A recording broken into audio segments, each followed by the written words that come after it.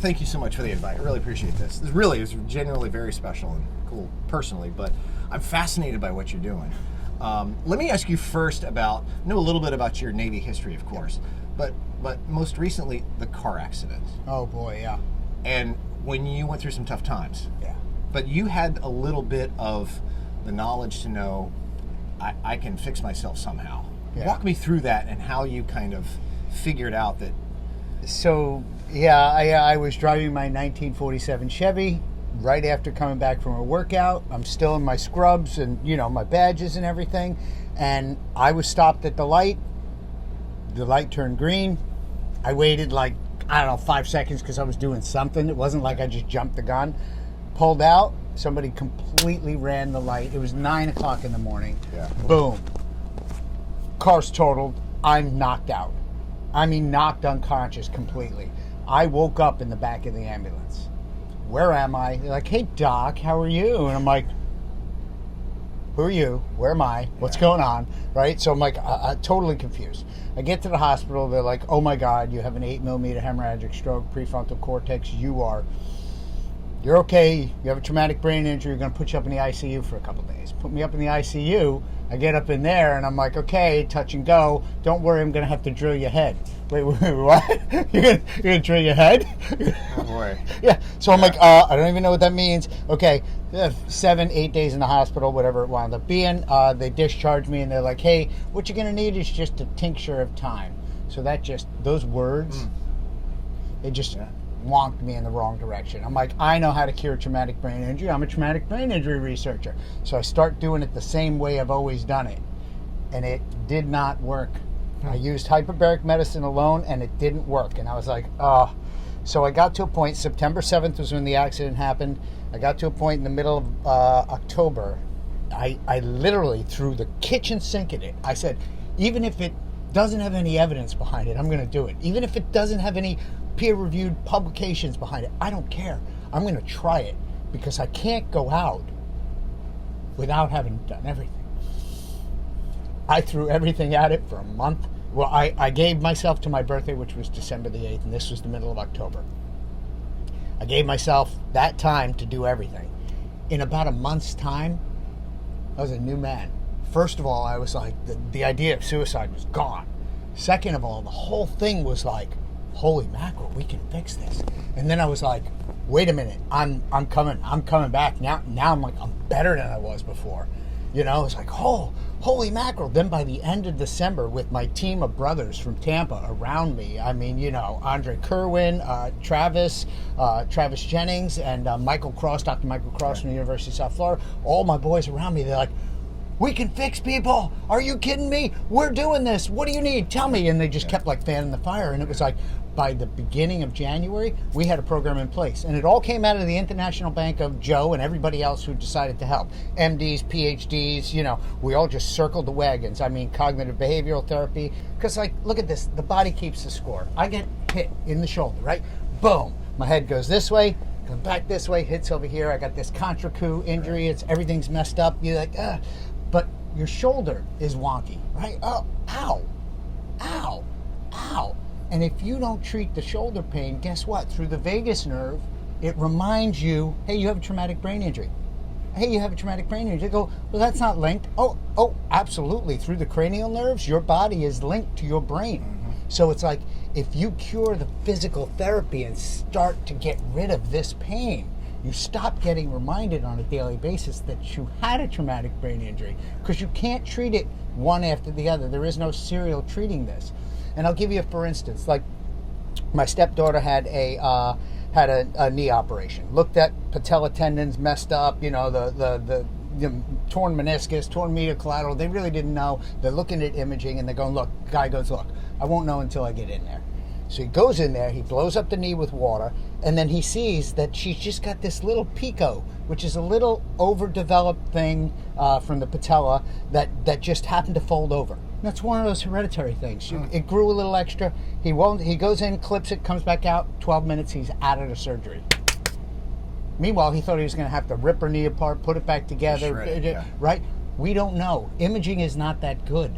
So here we are imaging the brain. We don't even crack the brain open and go, oh, this isn't talking to this. Let's crack the brain open and put a wire in between. We don't do stuff like that.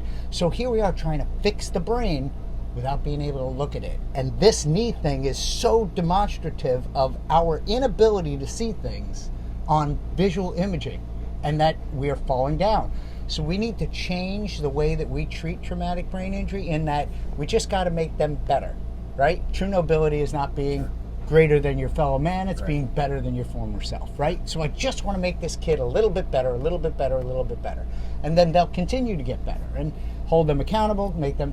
So bottom line is we developed a 28-day intensive outpatient protocol and we are crushing it. I got MDs on staff, we're doing peptides. I got MDs on staff prescribing medicines. I got MDs on staff regular. I got psychologists on staff. I got life coaches, physical therapists. And I'm sorry, I'm so it's so emotional and so excited about it. I appreciate it. No, it comes across. Well, what do you think then? What do you hope that your research down here how will it impact that? I mean, how much more have you learned, or what do you expect to find out from? Because you're studying the sustained pressure on the human body, right? And oxygen, the way the oxygen can travel, is that the key, or what's the essence of it? The mechanism of action of hyperbaric medicine.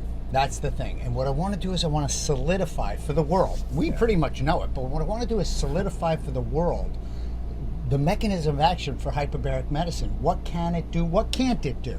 Is it going to cure your toenail fungus? No, it's not going to do your toenail. Right? Is it going to? Now, there's some maybes out there, right? But it's maybe. So here's a bunch of on-label indications that are approved by, the FDA. And here are some off-label indications. They go, oh, the off-label indications, we're not really sure. Hold on a second. Let's have an off-label talk. Off-label. Do you know what the drug Viagra is used for? Sure. No. Do you know what it was FDA approved for? I have no idea. It's a cardiac drug. Cardiac drug. That's what it's FDA approved for. An off-label use, second-order consequences, it vasodilates and helps with erectile dysfunction. All we're doing is prescribing that mainly for off-label. Okay. You see what I'm saying? Yeah. So that's the definition between off-label and on-label. And people are so scared, oh, it's an off-label indication, there's no proof. That's not what that means. Yeah.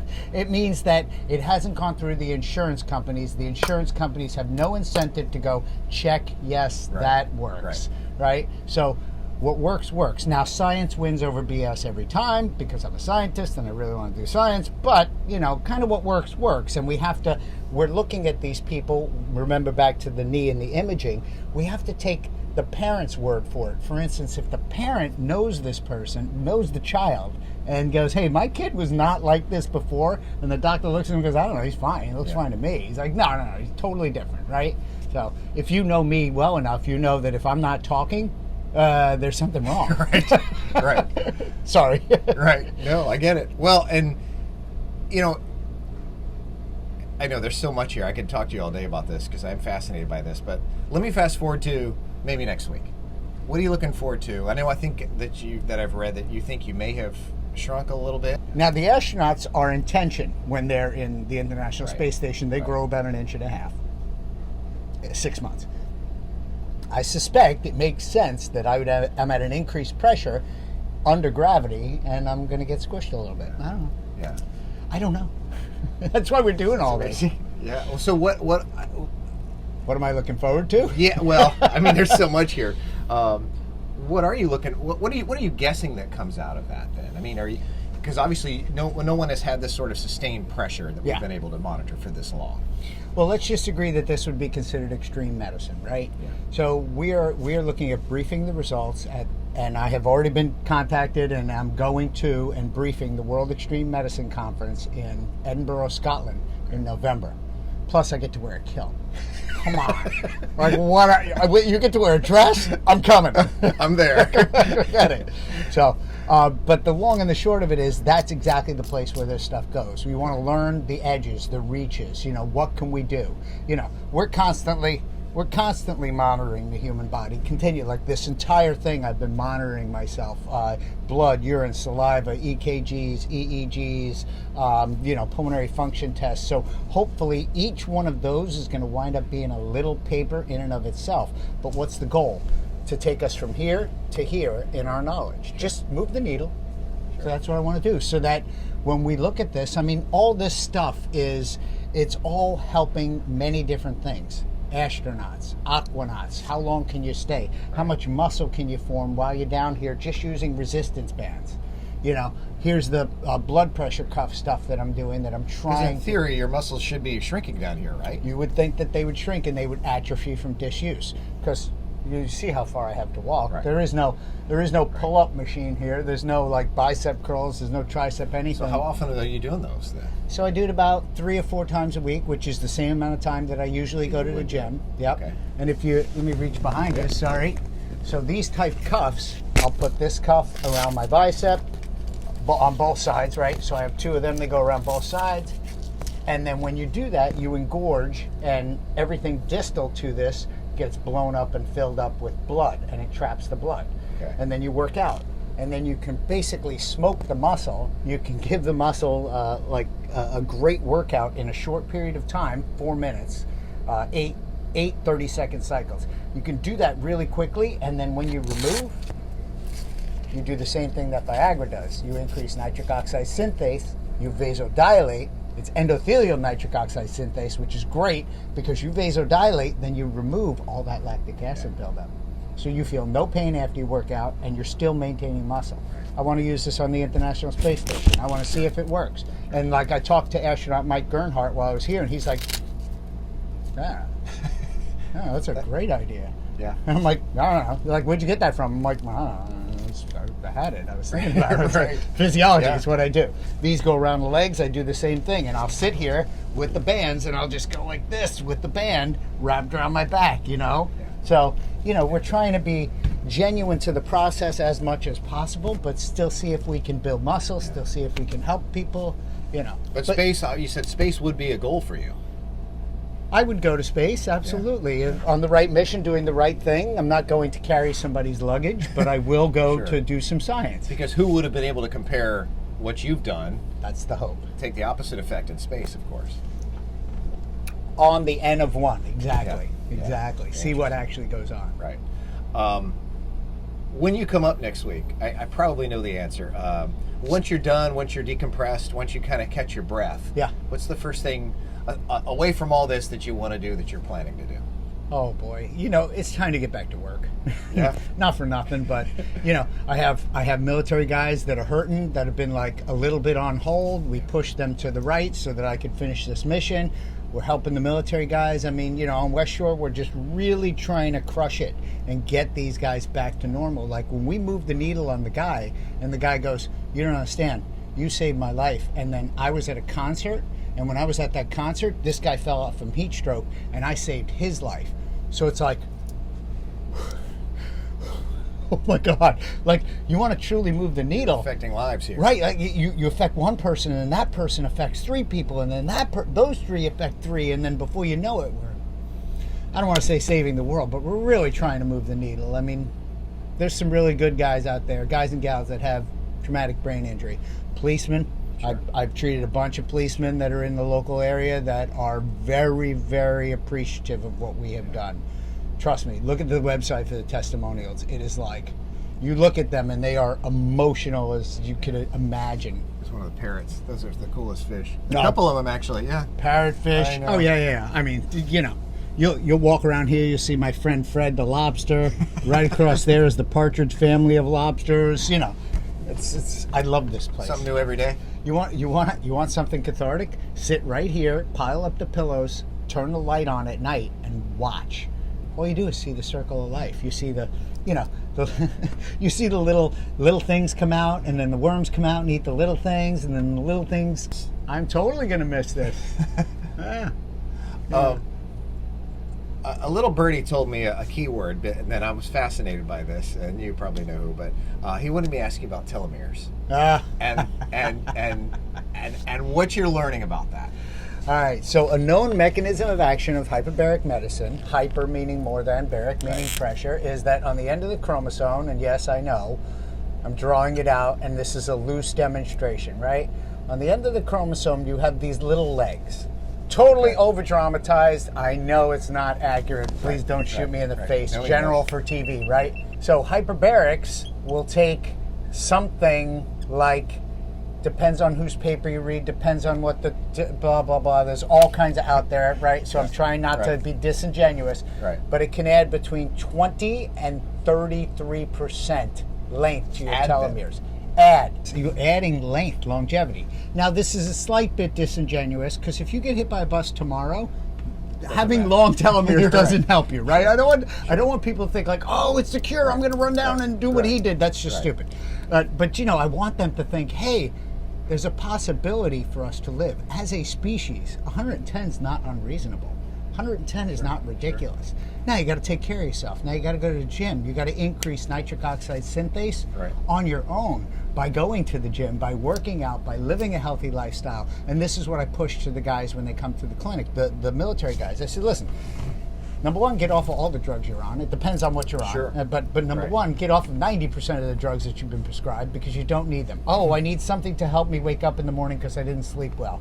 Then I need a mid-morning pep up. And then I need a little pain reliever in the afternoon. And then I need something to get me ready for bed. And then I need something to help me sleep. And then I help me something to stay asleep. Right. And you're groggy because you got all these meds inside you altering serotonin, melatonin, right? So you just got to get yourself right? Increase your water intake to 1 gallon a day. Everybody's like, 1 gallon a day? I'll be peeing all day long. I drink 1 gallon of water a day like it's going out of style. I wake up at 5, I start drinking 4 something. I start drinking water, coffee too. No, I got my vices, right? Coffee, water, and then I continue on. And basically I'm done with my water by, 6 p.m. So you drink 1 gallon of water in 12 hours. This is what you do. And then hopefully you make it through the night without having to get up and pee and you go from there. Right. But yeah, telomeres. Fascinating stuff. Yeah. Really amazing. Well, let me ask you about is this what you expected being down here for 3 months? I mean, I know you've been able to talk to some people. Yep. But you haven't seen, other than probably that, you haven't seen the sun, you haven't, what about society have you missed, you think, that may kind of help you right your sanity ship? Or do you think because of all your science and everything that you've been focused on, you haven't completely gone crazy yet? So it's this. Yeah. We don't do this, right? Like, I've done this 55 times, maybe 60 times people have come down. I see this cat more than anybody else, right? So Thane, my mission director, comes down regularly and I get to see him, high five, we slap one another on the back. But that little contact, that little whatever, we need that as humans. And this is what the kids miss from doing this, right? When you do this, you don't do this, you don't do this, you don't touch. So I think that, and we learned that lesson during COVID, right? Oh, don't touch anybody. You might get cooties, right? Yeah. So, now it's turned out that, okay, we learned that lesson, but I think that we need to relearn that lesson and make sure that as we prep for the isolated, confined, extreme environment that will be Mars, that 200 days to get to Mars. What are we talking about? 200 days to get there. Yeah.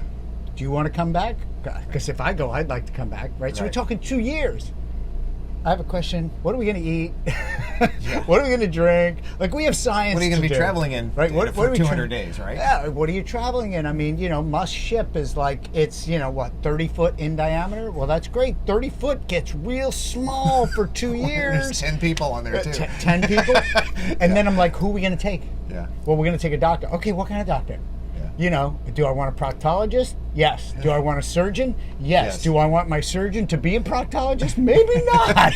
Right? Like, wait, hold on a second. Sure. But you see, this thing just grows exponentially, and we need people that are really jacks and masters of all trades.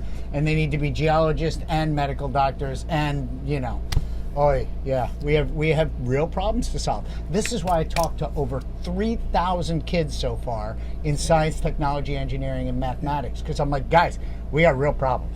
We need your help to solve this. In 10 different countries, by the way. Amazing. Having a good time. So many people. Let me ask you one more question about, I want to tap into, the big picture, of course, is much of your life now spent underwater. And going back to the very beginning of when you first got into the Navy and you wanted to be a diver. Well, what was it about the undersea that captured your heart? So the story of, it's ridiculous. I'm probably going to get dimed out for this. Oh, goodness, the story. I'm like 9 years old. My father has a boat that's too big to pull out of the water, and we lived on Long Island, New York, and he says, hey, I need you to hold your breath, go underwater, find the zinc tab that's around the shaft of the boat, and take this Allen key and undo it, pull it off, and then put the new one on. I'm like, okay. I can do that. And then I just can't hold my breath long enough. So I'm like, Dad, I'm sorry, I just can't do it. He's like, all right, hold on, stay there. So I'm in the water, in the canal, in New York. You know, I'm standing, so it's not like it's, right. you know. So I'm standing up, and I'm like, he puts this backpack on me, right? You know, big BC, not a BC, a big tank on my back, a strap that goes around here with weight on it, no BC, and a double hose regulator comes over my mouth. Now, I'm 9 years old. I can barely clean my room, much less know what I'm doing, right? He goes, I go underwater. He's like, yeah, okay, you got it? Okay. And he goes, wait. Just don't hold your breath. That was the entirety of my scuba diving lesson. The first time I breathed air underwater. I go underwater and I'm trapped, you know, I'm underneath the boat in the mud, in a canal, in New York, and I'm going like this. I'm taking this off and I'm like, this is the most amazing thing ever! Underwater. This is so great! Yeah. I'm like, I want to do this forever and ever and ever. But, you know, so like then I wound up cutting school. Sorry, Mom. Yeah. I wound up cutting school to go dive in the canals in New York. Like, to dive in the canals, like, talk about the psychosis there. Like, what are you doing? Could you even see your hand? I actually could. The visibility wasn't horrible, you know, and, you know, by and large, it was nice. There was a couple of things, but there's no coral in a canal. There's no pretty. There's a couple of fish every now and again. You know, there's a shopping cart over here. Yeah, There's sure. a plate that somebody broke it through the water, whatever. A cooler somebody dropped, you know, like, yeah. So yeah, that just kind of stirred me to do the Navy. I've always been drawn to the water. My father had a boat from the day I was born. He had a boat, for crying out loud. Not maybe the day, but you know, recently after getting to Long Island, he got a boat, and it's just been boat and bay ever since. Go clamming, go fishing. That was the thing. We didn't watch football. Yeah. We went on a boat Sunday morning. Oh, it's time to go on a boat. Get all your stuff together. Get on a boat. Yeah. You know, so. It's just That's what we did. awesome. So the Navy seemed very natural for me. It sounds like it. Well, and I love how you've continued it too. It's yeah. very cool.